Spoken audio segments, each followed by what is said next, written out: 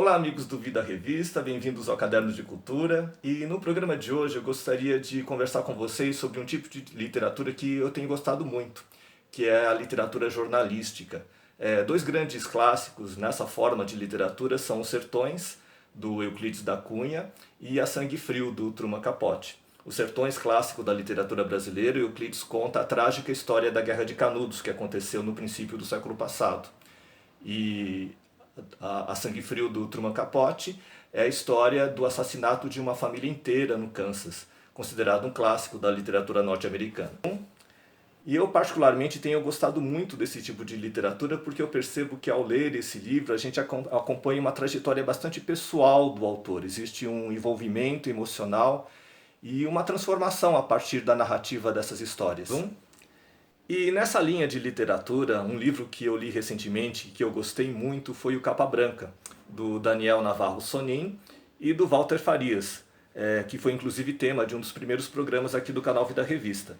O Daniel, que é jornalista, ele conta a história do Walter Farias, que foi funcionário e em seguida paciente do Juqueri, que durante muitos anos funcionou como um hospital psiquiátrico. E o Daniel, que está aqui presente com a gente, muito grato aí pela sua participação nesse programa, eu pergunto para você como que foi a experiência de narrar a história do Walter Farias no livro Capa Branca. Oi, Carlos, muito obrigado pela oportunidade. Eu acho que esse trabalho, né, o privilégio que eu tive de narrar as memórias do Walter, mudaram minha carreira profissional e, claro, minha vida, porque até hoje a gente cultiva uma amizade, a gente se fala praticamente todo dia e tem muito trabalho em comum, porque depois do lançamento do livro a gente continua trabalhando em eventos, quando possível a gente viaja pelo Brasil fazendo palestras, e agora tem esse momento das lives, né, que eu continuo dividindo com os interessados as histórias do Capa Branca. Mas eu acho que uma das coisas que mais que me marcou foi que eu consegui dar um sentido para a minha carreira profissional.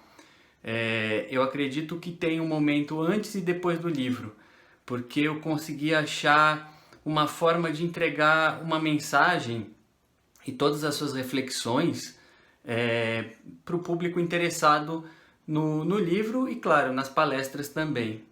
Porque eu entendo que a humanidade, desde os primórdios e até hoje, tem muita dificuldade em tratar com o tema da loucura.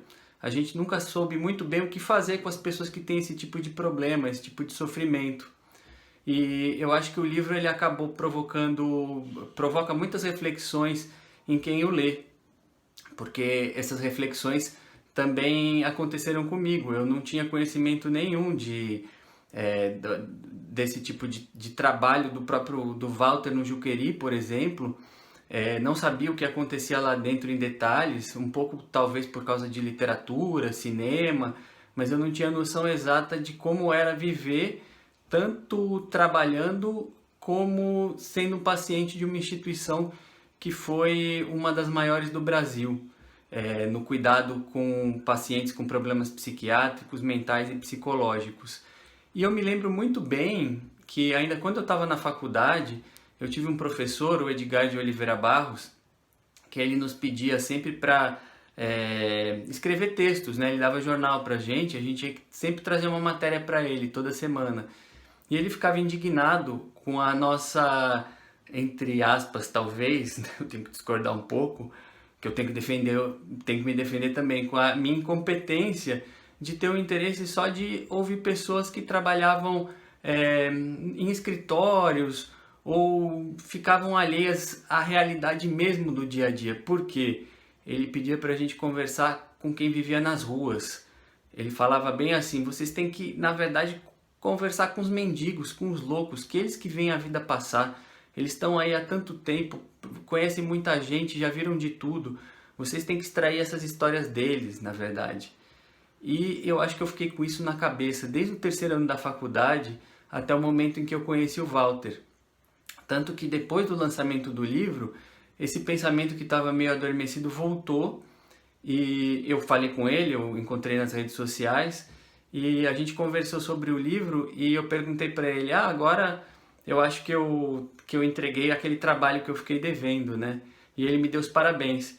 Então essa foi uma das satisfações também que esse novo sentido que eu dei para minha carreira profissional acabou trazendo.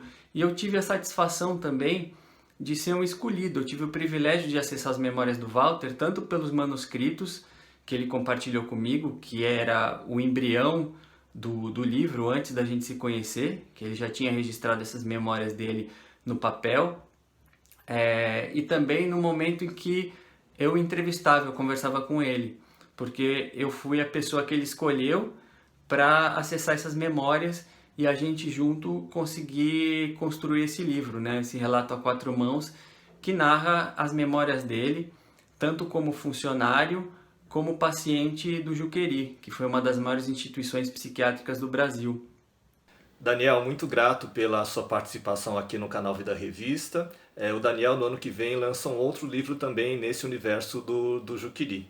E a gente fica por aqui, tá? Até uma próxima oportunidade. Saúde para todos, tá? Fiquem bem.